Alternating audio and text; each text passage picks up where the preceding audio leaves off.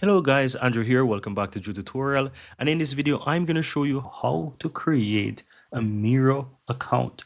So if you're looking for a really cool and AI-driven collaboration tool, then you may want to go ahead and check out Miro. And in this video, I'm going to show you how to easily sign up. You can get started for absolutely free. So here are the plans I'm going to show you here. You can get started for free. And of course, they have a starter plan, a business plan, and an enterprise plan.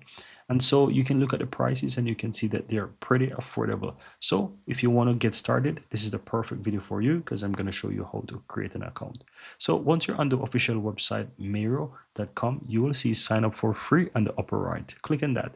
And from here, you just want to go ahead and either enter your work email or you can go ahead and enter using your Google account, your Office 365 account, or even your Slack account. Yes, you can integrate Slack as well. And you'll learn all about this as we go along in upcoming tutorial videos. And so I'll be creating a dedicated playlist for this so that you can learn as much as possible as I go ahead and teach you guys how to use it. So I'm going to use Google right here to sign in with my Google account and go ahead and click and continue.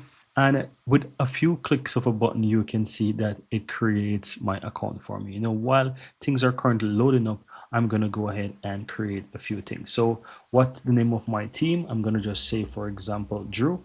And from here, I'm going to click the drop down and let's go ahead and choose something in IT. Let's say IT services.